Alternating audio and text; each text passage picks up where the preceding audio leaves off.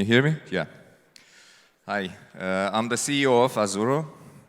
So Azuro is a decentralized blockchain protocol for betting. So I myself have around 20 years of experience in betting. First 10 years I was a professional bettor. And as a pro bettor, I got my accounts banned, winnings confiscated all the time. And so I thought, like, the betting is broken, how can I fix it? And I created bookmaker ratings in 2011, which in 10 years from then, so it's now the biggest online media about sports betting in Eastern Europe. So we have around 6 million unique users per month, and we also do dispute resolution. We resolve disputes between players and bookmakers, and through that mechanism we returned more than $12 million to players from bookmakers. So also we are the biggest lead generator in gambling industry in our region. And if you look at our business, you will understand that it is built on mistrust between players and bookmakers because they are adversaries, and we're the independent third party who is creating this trust. But smart contracts do not need trust. Like if I'm betting through smart contracts, I don't need to trust anyone, right? And this technology not only disrupts our own business, but the industry in whole, and that's why we decided to lead this disruption and create Azuro, and our CMO Ross will tell more about the product. Thank you. So if you want to hear about betting being broken by someone in maybe a 5,000 kilometers radius, this is the guy. If it can be solved on-chain, then it will be solved on-chain. But is it being solved on-chain? And the answer is no. We looked at what's happening with decentralized betting or getting closer to decentralized betting, and the closest thing is prediction markets. But they don't work. There's no liquidity, and therefore there's no events, there's no markets. If there's no betting markets, there's nothing to bet on, so essentially it's ineffective, it doesn't work. Why?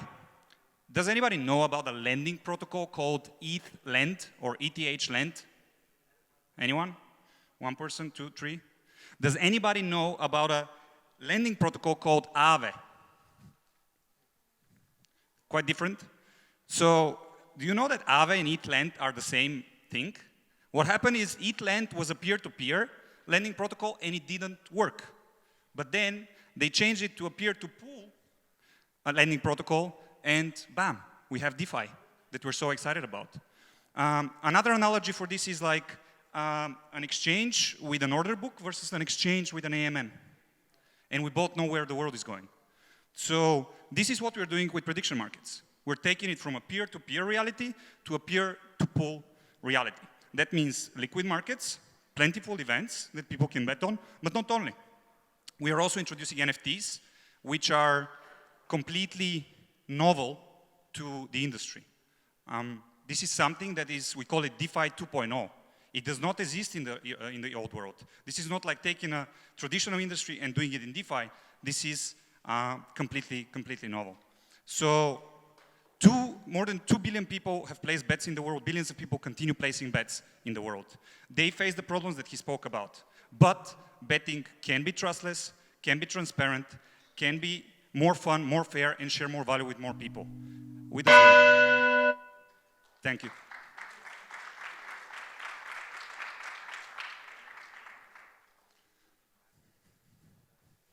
Going to result in an Azuro token which becomes your currency for the platform? Is that the plan? So the betting is done with stable coins, but we do have a token, yes.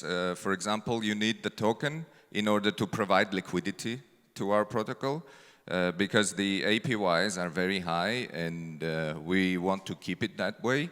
So we want to limit the amount of liquidity that can be channeled to our protocol, and that's why people need to buy a ticket, like a So token. just to understand the ETH-Lend Aave analogy, Is it that unlike prediction markets where there's counterparties always, somebody betting on this site, that's the peer-to-peer model. How does the pool-to-peer differ from that in the way you have implemented it? So in prediction markets, people have to create markets. I need to come in and say, okay, there is a game this weekend, which is Liverpool versus Manchester United, for example, and I'm going to take bets on this game, and I'm saying Man U is going to win, so I'll start accepting bets, right? I'm a liquidity provider, but also I have to be a bettor because I take betting risk, okay? Which is a big limitation because these markets are created that way.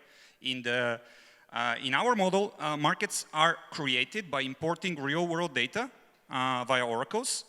So initially you get odds and multiple markets, and then liquidity is allocated to these markets with an algorithm that takes from a big liquidity pool. So nobody needs to, like the liquidity providers don't need to take betting risk. They don't need to think about which event they are creating. So it's not event specific.